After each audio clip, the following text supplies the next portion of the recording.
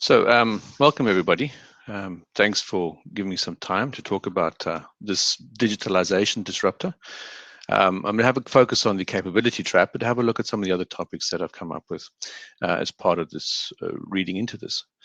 Firstly, before I start, this does not represent Danske Bank, the views of Danske Bank. It's a result of observations I've had in many of the organizations I've worked with, in meetings, conferences, and just generally talking to people.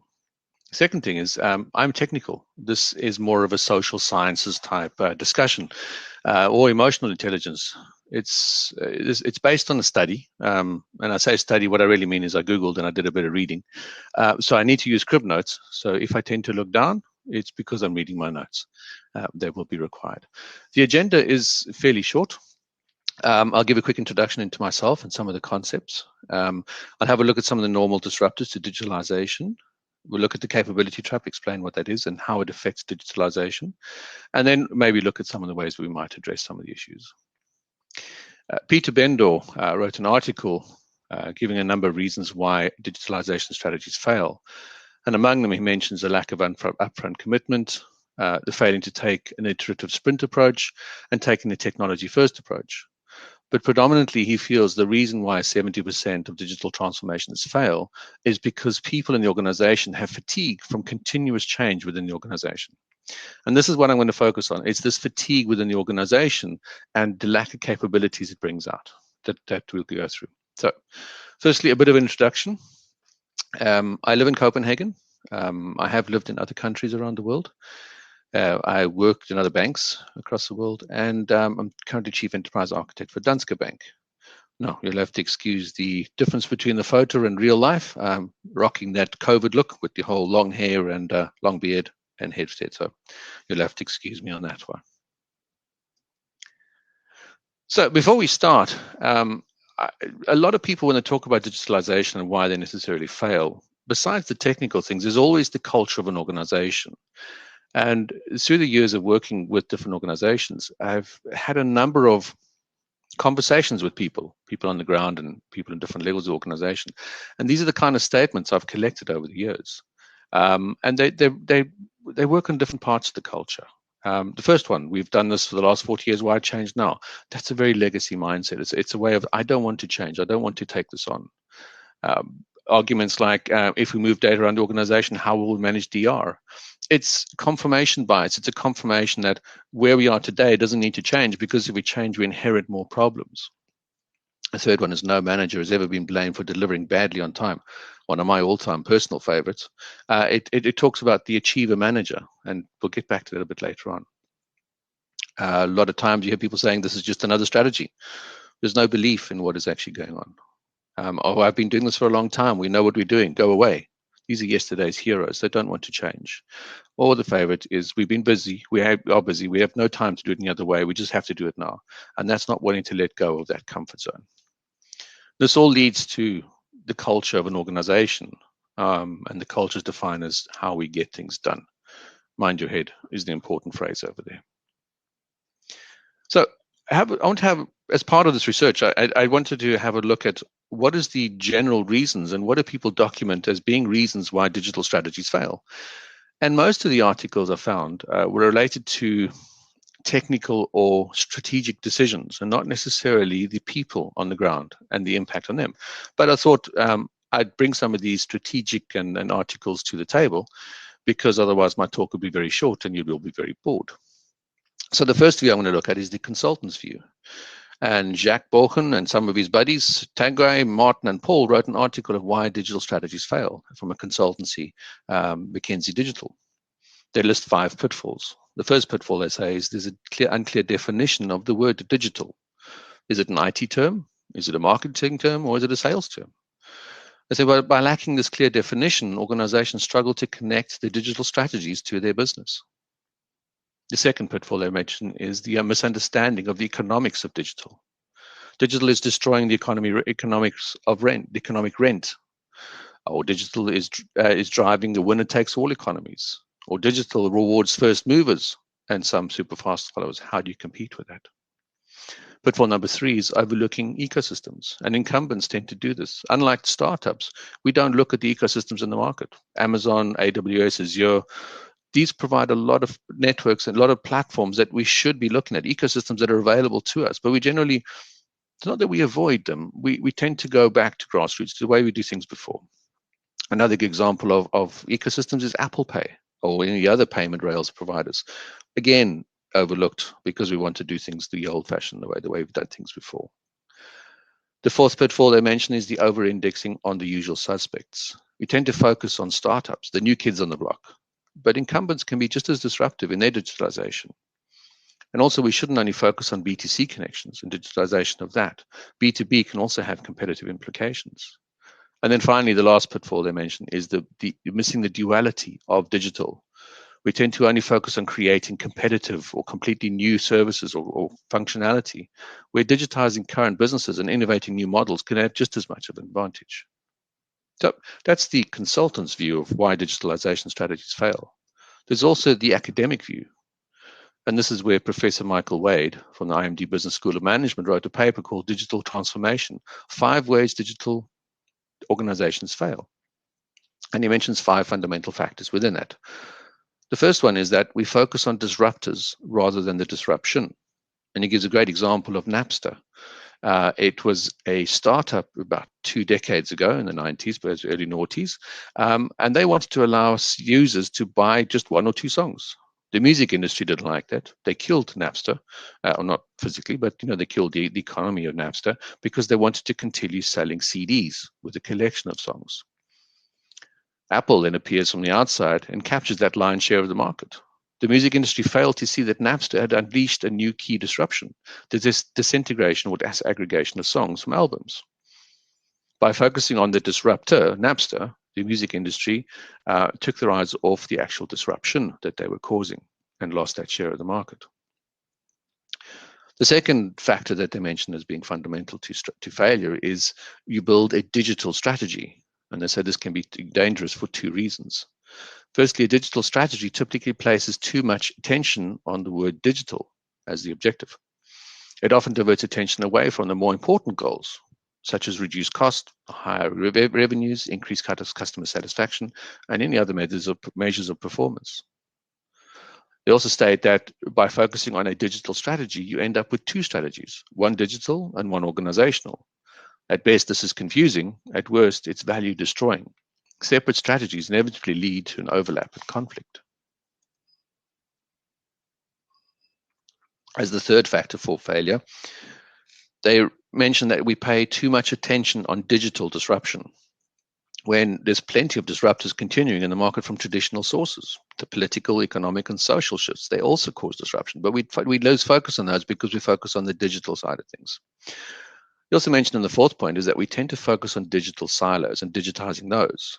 We often hear organizations saying we're digitizing its supply chain or its marketing strategy. Allowing projects to digitize silos tends to end up in disappointment for a couple of reasons. Firstly, we're taking something that's analog and making it digital. The systems around it may not be able to cope with it and may actually perpetuate the existing issues you already have. And secondly, using silos as a way to digitize an organization is often part of the problem, not necessarily the solution. And finally, they say by pursuing agility without knowing what it really means. And not in other words, if you ask 10 people what is agile, you'll get 10 different answers. The most well-defined use of agility relates to a way of working, agile ways of working. This is too narrow for most companies, to Professor Wade says. He says, based on this research, organizational agility is the ultimate goal for most companies. And it's not one single thing, but it's made up of 3 distinct capabilities, each of which is just as critical. The first one is hyper-awareness, with an advanced sensing of capabilities to really understand what's really going on externally. The second one is an informed decision-making. It's making decisions based on evidence. And the third one is fast execution. It's putting those decisions into practice quickly.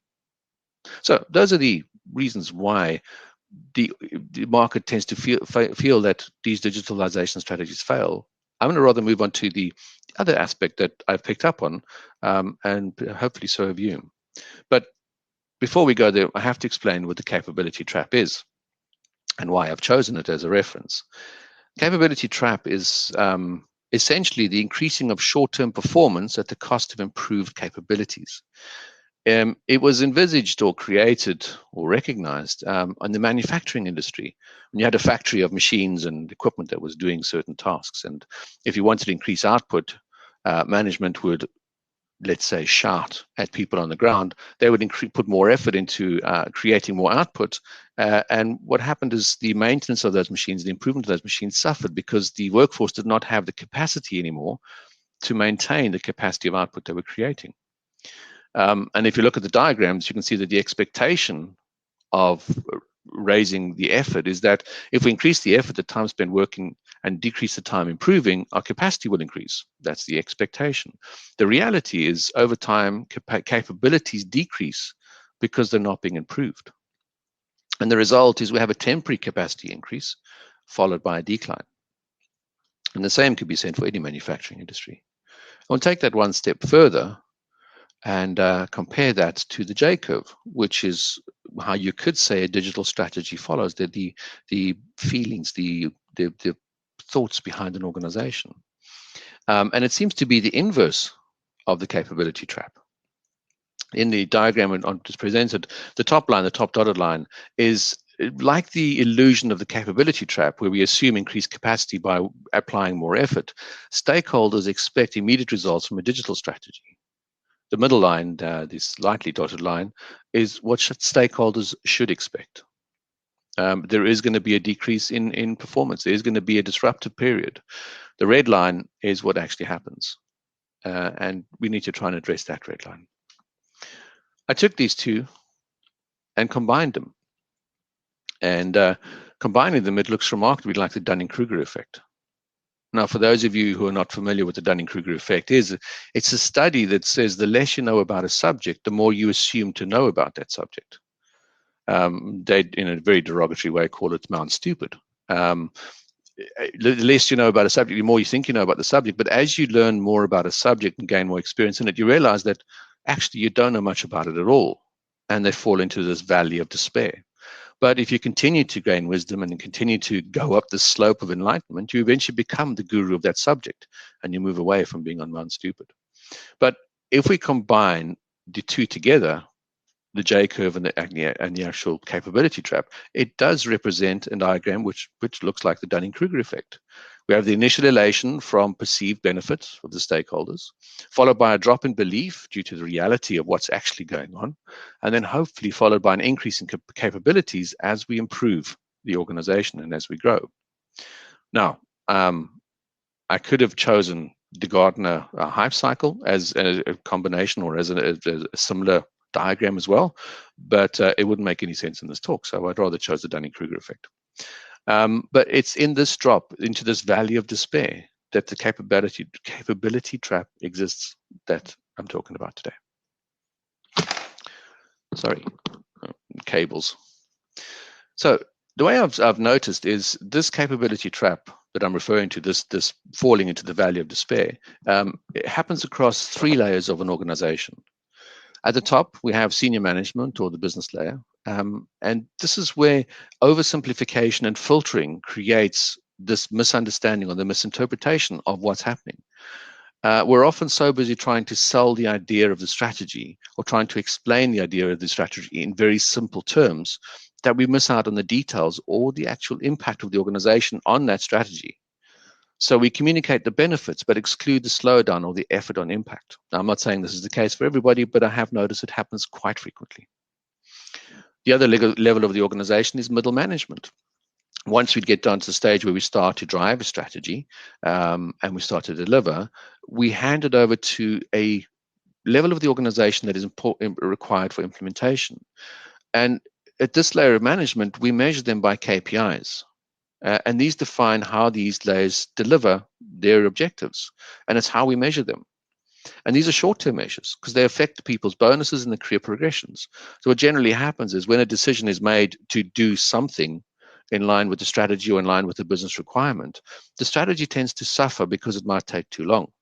and it won't be part of their measurement or their KPI. It falls outside of those bounds. So the short-term effect and it takes precedence, and we end up doing the things that get us recognition, not necessarily the things that grow a strategy. And then thirdly is the workforce, the general workforce, and this includes absolutely everybody. And this is where the cultural gap fits in that I discussed earlier. This is where we have yesterday's heroes, the people that don't want to change, the people that don't understand the change, and the people that perpetuate potentially the middle management's view of strategy takes time, it costs money. If we do it the old way, if we just jump in and make those little changes, the business will be happy and we will be happy.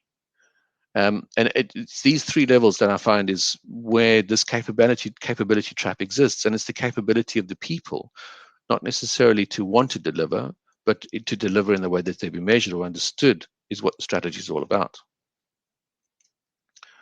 So how do we handle these things? Hopefully, and this is not exhaustive. This is not rocket science. It's just understanding the people that we work with. So allow for challenge, appreciate it, because it shows that people care. Don't support filtering and don't filter. So don't expect to be filtered to, and don't filter across the rest of the organization. And that's from the board to the shareholders, right the way to the staff. Everybody deserves to understand exactly what this is all about and how to follow it properly. There's a fantastic saying that says, what gets measured gets done. But there's also a saying that says, you also get what you measure. Be careful of what you measure. Make sure you measure progress towards a strategy and not towards short-term objectives. PepsiCo had a very good way of stating their objectives. They said it has to be performance with purpose, and it has to align to the strategy we're following. And then finally, the workforce, get them involved, get the buy-in, get the ownership, talk to them, understand what they need to do, understand where their impact is, and just work with them. There's a great quote I recently had the privilege of seeing, which is old habits, our thinking, our behavior, will always argue for their continued existence. We need to rather focus on building new habits rather than breaking down the old ones. And that's where I will finish up. If there's any questions, I need to jump to the comments screen.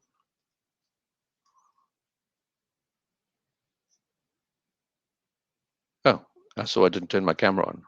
I thought I had. Apologies.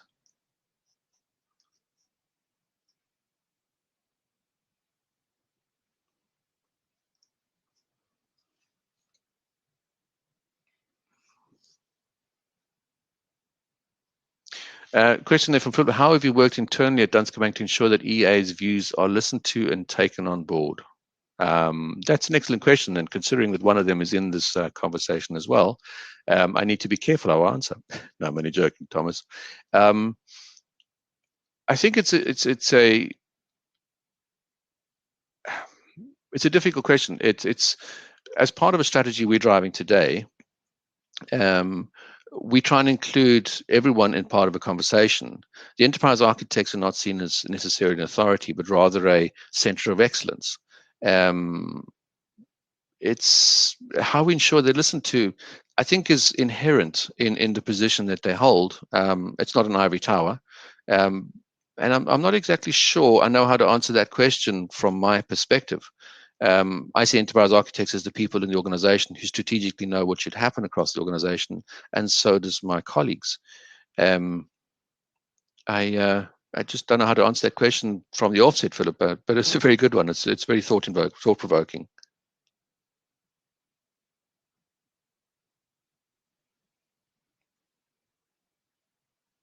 Thank you, Joanna, and thank you, Dwight, for your comments.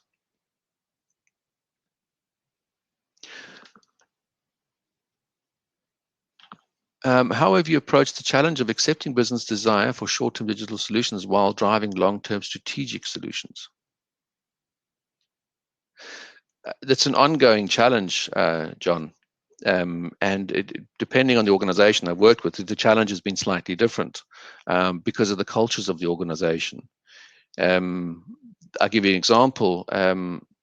Before working in Danske Bank, I worked in Abu Dhabi, and there the culture is very hierarchical.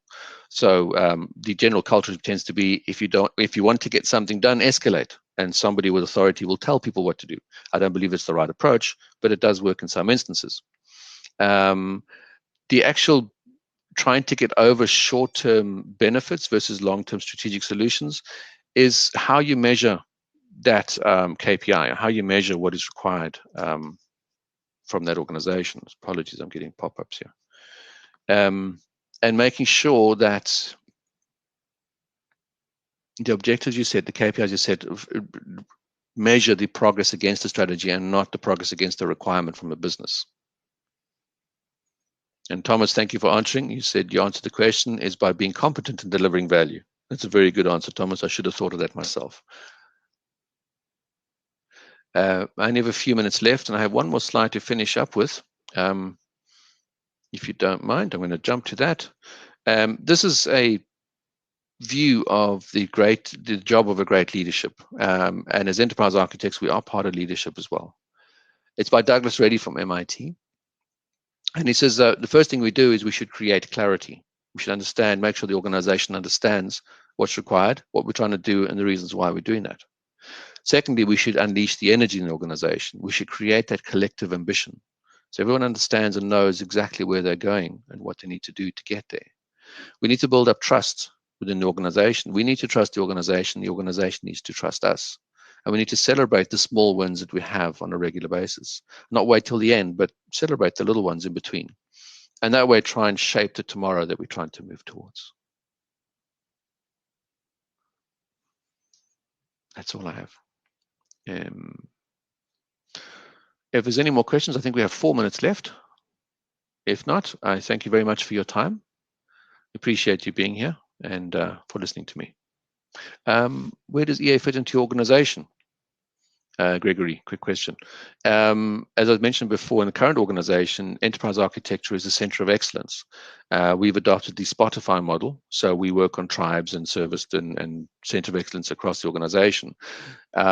Because enterprise architecture is a center of excellence, they sit outside of the tribe structure and more of a governance and facilitation exercise. Myself, I have moved into one of the tribes because I wanted to be closer to the delivery side of things. So I'm part of the internal tribe that facilitates the actual strategy and enables other tribes to follow it. But enterprise architecture is a center of excellence. And Hendrik, thank you very much for spelling my name correctly the second time. Gregor is attached to CTO, CIO. Funny enough, in the organization we have today, it's probably more closely attached to the CTO organization. We seem to have done away with the CIO organization. We have 2 or 3 group COOs, and then the CTO aligned within those as well.